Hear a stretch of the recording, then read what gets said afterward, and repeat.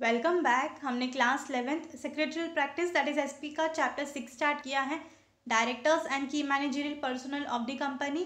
पिछले वीडियो में हमने इस चैप्टर का द की मैनेजरियल पर्सनल का the whole time directors, managers, then the company secretary का भी टॉपिक स्टार्ट किया, जिसमें हमने ड्यूटी स्टडी किए। कंपनी सेक्रेटरी के दो ड्यूटीज़ होती हैं, statutory duty and general duties. तो ये टॉपिक हमने पिछले वीडियो में कवर अप कर लिया था। इस वीडियो में हम लाइबिलिटीज ऑफ कंपनी सेक्रेटरी, यहाँ से ये टॉपिक स्टार्ट करेंगे। So let us begin with the topic. Let us see what are the liabilities of company secretary.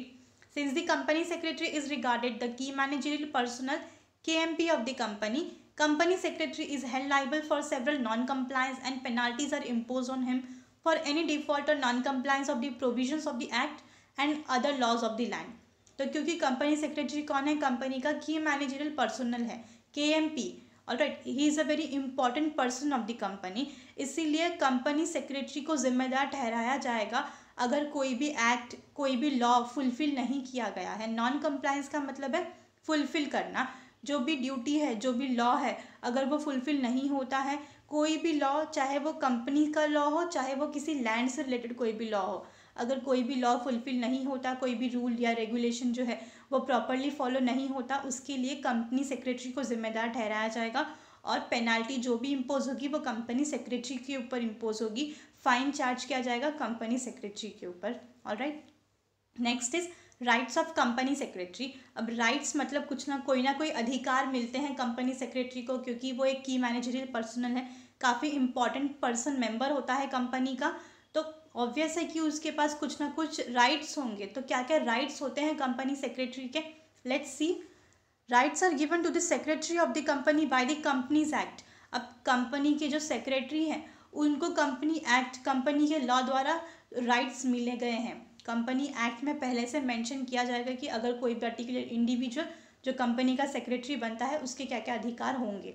तो कंपनीज एक्ट के द्वारा राइट्स मिलते हैं कंपनी सेक्रेटरी को, board of directors and share holders. तो बोर्ड ऑफ डायरेक्टर्स द्वारा भी कोई ना कुछ ऐसे राइट्स या अधिकार हैं जो कंपनी सेक्रेटरी को मिलते हैं, and obviously by the share holders, जो कि कंपनी के ओनर्स हैं, वो भी कोई राइट्स, कुछ अधिकार जो होते हैं वो कंपनी सेक्रेटरी को देते हैं अपने तरफ से। Also some rights are conferred by him by his service agreement. तो जब कंपनी सेक्रेटरी अपॉइंट होता है किसी भी कंपनी में, तो वो एग्रीमेंट साइन करता है कंपनी के साथ में, तो उस एग्रीमेंट के तहत भी उन्हें कोई ना कोई राइट्स जो होती हैं वो मिलती हैं, अधिकार मिलते हैं. This rights are enlisted below. अब ये जो राइट्स है, उनके जो अधिकार है, यहाँ पे कुछ पॉइंट्स गिवन है, देख लेते हैं क्या क्या अधिकार है और क्या क्या राइट्स हैं उनके. First is right to control and supervise the working of his department. तो सबसे पहला अधिकार क्या है, क्या राइट है?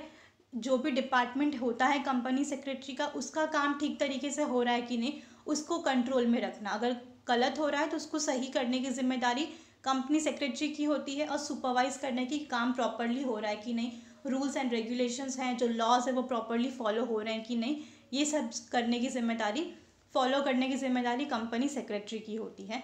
Next is right to indemnify by the company. Indemnify का मतलब होता है कॉम्पेंसेशन, कॉम्पेंसेट करके देना. तो by company if any loss is suffered by secretary while performing discharging his duties. अगर कंपनी सेक्रेटरी जो है वो कोई काम कर रहा है, अपनी कोई ड्यूटी कर रहा है, और उन्हें कोई छोटा मोटा लॉस होता है, काम करते वक्त भी कुछ नुकसान हो जाते हैं, तो अगर कोई नुकसान होता है कंपनी सेक्रेटरी का, तो वो उस नुकसान की भरपाई करने की काम जो होता है वो कंपनी का होता है. Alright, next is right to sign a document which requires authentication by the company as a principal officer of the company. अब कंपनी है, कंपनी का स्टैम्प लगता है, राइट. तो कोई भी डॉक्यूमेंट होता है, अगर कोई भी इम्पॉर्टेंट पेपर होता है जिसके ऊपर कंपनी का स्टैम्प लगता है, तो उसके ऊपर कंपनी सेक्रेटरी का भी सिग्नेचर होना ज़रूरी है. ये दिखाता है कि वो जो डॉक्यूमेंट है वो सच है, ट्रू है, ऑथेंटिकेटेड डॉक्यूमेंट है. Alright, next is right to get remuneration as employee of the company. Obvious है कि कंपनी सेक्रेटरी कंपनी में काम करते हैं, वो एज ए एम्प्लॉय है कंपनी के, तो उनको रेम्यूनरेशन मिलने का पूरा अधिकार है, दैट इज़ उनको सैलरी मिलनी भी चाहिए. Next is role of company secretary. अब कंपनी सेक्रेटरी का क्या क्या रोल होता है, क्या क्या काम उनको करने पड़ते हैं, देख लेते हैं. Company secretary plays a crucial and important role in administration of the company. It can be best explain as a 3-fold role as follows. तो कंपनी सेक्रेटरी कंपनी में काफ़ी ज़्यादा इंपॉर्टेंट एंड क्रुशियल रोल जो है वो काम करते हैं, दैट इज़ पूरे की पूरे कंपनी का एडमिनिस्ट्रेशन, काम जो है अच्छी तरीके से चल रहा है कि नहीं, वो देखने का काम कंपनी सेक्रेटरी का होता है, जो कि 3 अलग अलग रोल्स में एक्सप्लेन किया गया है। The emphasise on good governance has increase the role of secretary in protecting the interest of different stakeholders manifold. So let us see what are the roles of company secretary. तो company secretary के 3 roles हैं, एक है as a statutory officer, then as a coordinator जिसमें 2 है, एक internal है दूसरा एक्सटर्नल है, and next is as a administrative officer. एक एक करके देख लेते हैं roles of company secretary. First is secretary as a statutory officer. अब कंपनी सेक्रेटरी हैं तो वो एज अ स्टैट्यूटरी ऑफिसर, उनका क्या क्या रोल होता है। As the principal officer of a company, he is responsible for strict compliance of the different provisions of the act. That is, company secretary जो है वो काफ़ी एक इम्पॉर्टेंट पर्सन होता है कंपनी का, काफ़ी एक हायर पोजीशन पे होता है, तो उनका रिस्पॉन्सिबिलिटी है, उनकी जिम्मेदारी है ये देखना कि सारे के सारे रूल्स हैं, जितने भी रेगुलेशंस है, जो भी प्रोविजंस है रिगार्डिंग द कंपनीज लॉ, वो प्रॉपरली फॉलो हो रहे हैं कि नहीं हो रहे, स्ट्रिक्टली फॉलो होना ज़रूरी है, ये देखने का काम होता है कंपनी सेक्रेटरी का। जिसमें first is sine any document for authentication. अगर कोई डॉक्यूमेंट के ऊपर सिग्नेचर करना है तो कंपनी सेक्रेटरी सिग्नेचर करता है, ये बताने के लिए, ये उससे मालूम पड़ेगा कि जो भी डॉक्यूमेंट है वो ऑथेंटिकेटेड है, दैट इज़ वो डॉक्यूमेंट जो है वो कंपनी द्वारा इशू किया गया है and it is true and trustworthy. Next is to sign and deliver annual returns and other documents and forms of company to registrar of companies. तो कोई भी पर्टिकुलर डॉक्यूमेंट साइन करना है, एनुअल रिटर्न जो है वो डिलीवर करना है, या तो फिर कोई भी प्रॉपर दूसरा कोई डॉक्यूमेंट है अगर फाइल करना है रजिस्ट्रार ऑफ कंपनी को, तो ये सारे काम जो है वो कंपनी सेक्रेटरी द्वारा किए जाते हैं। Next is to maintain different statutory registers. तो बहुत सारे रजिस्टर्स मेंटेन करके रखने होते हैं जो कि कंपनी सेक्रेटरी ही मेंटेन करते हैं। That is first is minutes of general and board meeting of the company. Company में बहुत सारी मीटिंग्स होती हैं, general meeting by share holders, then board meetings, that is board of directors की meeting होती है, उसमें जितने भी मीटिंग्स होती हैं उसके मिनट्स, रिकॉर्ड्स को मेंटेन करके रखने का काम होता है कंपनी सेक्रेटरी का।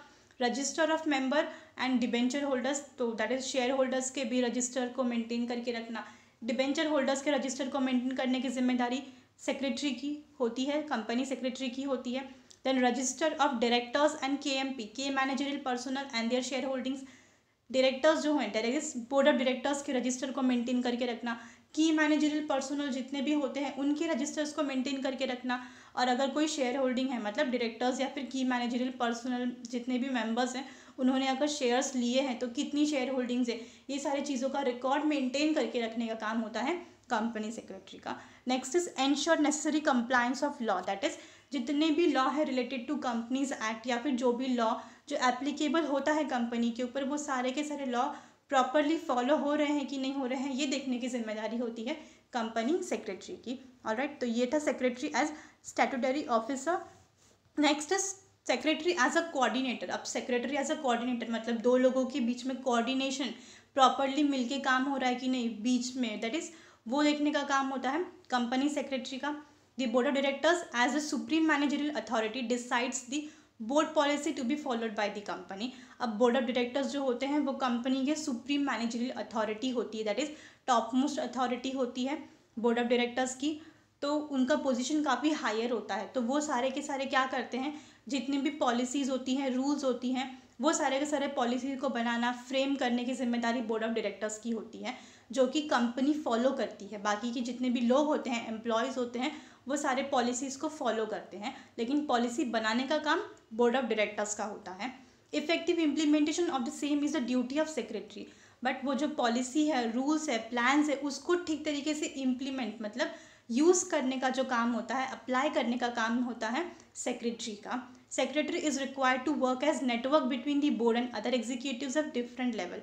तो सेक्रेटरी क्या करते हैं, सेक्रेटरी एक नेटवर्क की तरह काम करते हैं, मतलब बोर्ड ऑफ डायरेक्टर्स और जितनी भी बाकी एग्जीक्यूटिव ऑफिसर्स होते हैं अलग अलग लेवल्स पे, उनके बीच में एक नेटवर्क का काम होता है सेक्रेटरी का। Secretary is mouthpiece spokes person of the board. Secretary is a coordinator on 2 ways। तो सेक्रेटरी क्या है, ही इज अ माउथपीस या फिर स्पोक्स पर्सन बोल सकते हैं ऑन द बोर्ड, क्योंकि board of directors higher position पे होते हैं, वो सभी लोगों के साथ में जाके मिलकर बात नहीं कर सकते पर्सनली, तो सेक्रेटरी क्या करता है, बोर्ड ऑफ डायरेक्टर्स के बिहाफ पे बाकी जितने भी लोग हैं, एग्जीक्यूटिव ऑफिसर्स हैं, मैनेजर्स हैं, उनसे बात करता है on behalf of the board of directors. Alright, तो सेक्रेटरी क्या कर रहा है, कोऑर्डिनेट कर रहा है, मिल के काम करता है बोर्ड ऑफ डायरेक्टर्स के साथ में भी, और जितने बाकी एम्प्लॉयज़ हैं, एग्जीक्यूटिव ऑफिसर्स हैं कंपनी में, उनके साथ में मिलकर काम करने का काम होता है सेक्रेटरी का ही, एक्ट एज अ कोऑर्डिनेटर। तो 2 वेज हैं इसमें, that is secretary is a coordinator on 2 ways, 2 अलग अलग तरीकों से सेक्रेटरी एज अ कोऑर्डिनेटर का काम करता है। First is internally and second is externally. Internally का मतलब होता है कंपनी के अंदर मिलकर काम करना, एंड एक्सटर्नली का मतलब है कंपनी के बाहर जितने भी लोग हैं उनके साथ में मिलकर भी काम करना। तो फर्स्ट देख लेते हैं internally. As internal coordinator companies activities, secretary's activities involves the board, the MD, the chairperson, and on other hand the executives of different levels, chadars, then trade unions and auditors of the company on the other hand। तो internal जो है, internal auditor, internal coordinator sorry, तो उसके अंदर क्या होगा, secretary जो है वो एक तो हायर पोजीशंस के लोगों के साथ में इन्वॉल्व होगा, एंड नेक्स्ट इज बाकी के जितने भी एग्जीक्यूटिव ऑफिसर्स होते हैं, डिफरेंट पोजीशंस होते हैं, उनके साथ में। तो secretary act as a middle man बोल सकते हैं, कम्युनिकेटर बोल सकते हैं, जो कि बात क्या करता है, एक जगह से बात दूसरे जो लेवल है वहाँ तक पहुँचाने का काम करता है कंपनी सेक्रेटरी। तो बोर्ड ऑफ डायरेक्टर्स हो गए, MD मैनेजरियल डायरेक्टर्स हैं, चेयरपर्सन है, तो ये काफ़ी हायर पोजीशन के जो लोग होते हैं, हायर अथॉरिटी के लोग होते हैं। इनकी जो भी बात होती है, इनकी जो भी पॉलिसीज़ प्लान्स होते हैं, वो सारे प्लान्स और पॉलिसीज़ को जो बाकी के लेवल है, दैट इज़ एग्जीक्यूटिव लेवल्स के जो लोग हैं, ट्रेड यूनियंस हैं, ऑडिटर्स होते हैं कंपनी के, उन तक पहुंचाने का काम, और वो सारे के सारे पॉलिसीज़ को इम्प्लीमेंट करना, अप्लाई करना, उसको फॉलो करने की जिम्मेदारी कंपनी सेक्रेटरी की होती है। तो ये इंटरनल कोऑर्डिनेटर है। Next is external coordinator. तो अब ये तो कंपनी के अंदर के लोग हैं जिनके साथ में उसको कम्युनिकेट करना होता है, बातचीत करनी होती है। एक्सटर्नल कोऑर्डिनेटर कैसे, company secretary needs to create a relationship between company and share holders, government and public at large. तो कंपनी सेक्रेटरी जो है उन्हें कंपनी के अंदर भी बातचीत करनी है लोगों के बीच में, और कंपनी के जो बाहर के लोग हैं, दैट इज़ हो सकता है शेयर होल्डर्स हो गए हैं, गवर्नमेंट है, पब्लिक है, जो जनरल पब्लिक है, उनके साथ में बात करना है। तो वो भी क्या करता है, रिलेशनशिप क्रिएट करता है, कंपनी के साथ की रिलेशनशिप क्रिएट करने का काम होता है कंपनी के सेक्रेटरी का, between company and share holders, governments and public. Alright, next is secretary as administrative officer. अब secretary act as an administrative officer. Administrative officer अगर है तो क्या क्या रोल होता है सेक्रेटरी का। Secretary act as a general administrative officer is required to ensure implementation of the policies of the company. अब अगर कंपनी का secretary as a administrative officer होगा तो देखने की क्या जिम्मेदारी है कि जितने भी रूल्स हैं, रेगुलेशन हैं, जो भी लॉ है, वो प्रॉपरली इम्प्लीमेंट हो रहे हैं कि नहीं, प्रॉपरली वो फॉलो हो रहे हैं कि नहीं हो रहे हैं कंपनी में, ये देखने की जिम्मेदारी सेक्रेटरी की होती है। Supervision, control and functioning of different departments of the company is secretaries job. तो कंपनी में बहुत सारे अलग अलग डिपार्टमेंट होते हैं, वो सारे डिपार्टमेंट को सुपरवाइज करना कि वो प्रॉपरली काम करने की नहीं, चेक करना, कंट्रोल करना, गलत हो रहा है कोई काम तो उसको सही करने की जिम्मेदारी। फंक्शनिंग मतलब प्रॉपरली काम हो रहा है कि नहीं, फंक्शंस प्रॉपरली हो रहे हैं कि नहीं, ये सारे चेक करने की जिम्मेदारी होती है कंपनी सेक्रेटरी की। The position of secretary enables him or her to have an overall view of different aspects of company's administration and develop a strong and efficient organizational setup। तो कंपनी सेक्रेटरी जो है उनका जो position होता है ये देखना कि कंपनी का ओवरऑल जो काम है प्रॉपरली हो रहा है कि नहीं। एडमिनिस्ट्रेटिव ऑफिसर अगर हम बोलते हैं मतलब कंपनी का जो काम है, जो रूल्स हैं, जो रेगुलेशंस हैं, जितने भी लॉ हैं वो प्रॉपरली फॉलो हो रहे हैं कि नहीं, सारे के सारे रूल्स ठीक तरीके से इम्प्लीमेंट हो रहे हैं कि नहीं, उसको अप्लाई किया जा रहा है कि नहीं, जिसको जो काम बोला है वो पर्टिकुलर इंडिविजुअल, वो पर्टिकुलर डिपार्टमेंट वो प्रॉपरली काम कर रहा है कि नहीं, ये सारा काम होता है कंपनी सेक्रेटरी का। Company secretary, that is secretary contributes and in administration of the company whereby recruitment, training, remuneration, promotion etc of staff member is assured।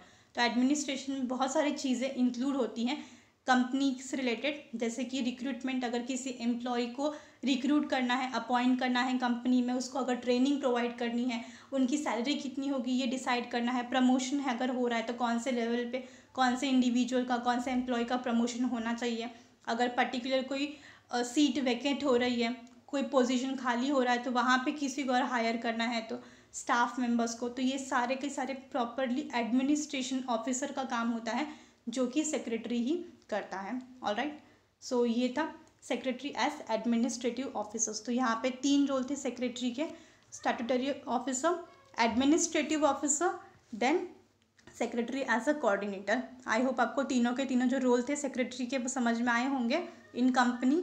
Next is company secretary in employment and in practice. तो company secretary in employment and in practice क्या है देखते हैं। The company secretary is a key functionary in the corporate pyramid. What we have studied until now indicates company secretary in employment as employee of the company. Let us understand company secretary in practice. तो अब तक हमने देखा कि company secretary जो है वो as a employment, that is as a employee company का वो किस तरीके से और क्या क्या काम करता है हमने देखा। कंपनी सेक्रेटरी का हमने मीनिंग भी समझा था। Then what are the powers, उनके राइट्स क्या हैं, उनकी ड्यूटीज़ क्या हैं, उनकी लाइबिलिटीज़ क्या हैं, ये सारी चीज़ें हमने पढ़ी। तो वो सब रिलेटेड था company secretary as a employee of the company. कोई पर्टिकुलर इंडिविजुअल अगर कंपनी सेक्रेटरी है मगर वो किसी कंपनी में काम करता है एज ए एम्प्लॉय, तो हमने अब तक जितना भी पढ़ा कंपनी सेक्रेटरी का वो सारा हमने एज ए एम्प्लॉय पढ़ा कि पर्टिकुलर इंडिविजुअल अगर कंपनी सेक्रेटरी करके अपॉइंट होता है किसी कंपनी में बट एज अ एम्प्लॉय, तो ये सारे काम होते हैं। बट अगर कंपनी सेक्रेटरी जो है, जो भी इंडिविजुअल कंपनी सेक्रेटरी है बट अगर वो प्रैक्टिस में है, अपना खुद का अलग से काम करता है, तो क्या क्या काम होगा उनका, let's see. Company secretary in practice, the member of the institute is in practice when individually or in partnership with one or more member of the institute engage himself or herself. So कोई भी particular individual जो कि member है institute का, ICS है, institute of company secretary of India का member है और उन्हें प्रैक्टिस करनी है, चाहे इंडिविजुअली हो चाहे पार्टनरशिप में हो, 2-3 लोगों को साथ में मिलकर काम करना है या तो फिर अकेले में काम करना है, तो क्या क्या एक्टिविटीज़ होंगी जो कि वो सर्विस प्रोवाइड कर सकते हैं किसी कंपनी को। ऑलराइट, तो let's see company secretary in practice.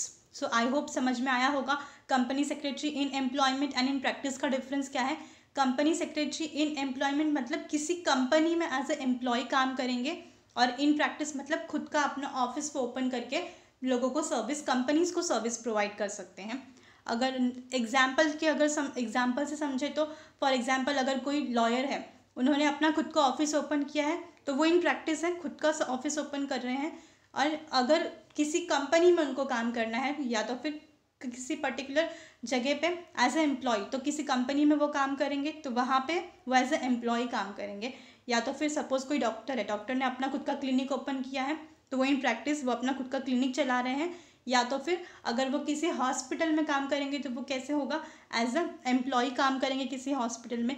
Likewise company secretary भी होते हैं। कंपनी सेक्रेटरी जो है अगर वो किसी कंपनी में काम करते हैं तो एज अ एम्प्लॉय काम करेंगे, जो कि अब तक हमने स्टडी किया। और अगर कंपनी सेक्रेटरी हैं, अगर वो खुद का उनका सर्विस है, खुद का अपना ऑफिस ओपन करेंगे तो क्या क्या पर्टिकुलर सर्विसेज वो ऑफर करते हैं कंपनीज को, वो देखेंगे हम कंपनी सेक्रेटरी इन प्रैक्टिस में। ऑलराइट, सो आई होप अभी आपको डिफरेंस समझ में आया होगा। Company secretary in employment and in practice का मतलब, एम्प्लॉयमेंट मतलब किसी कंपनी में एज ए एम्प्लॉय काम करते हैं तो क्या क्या काम होता है वो तो हमने अब तक पढ़ा ही।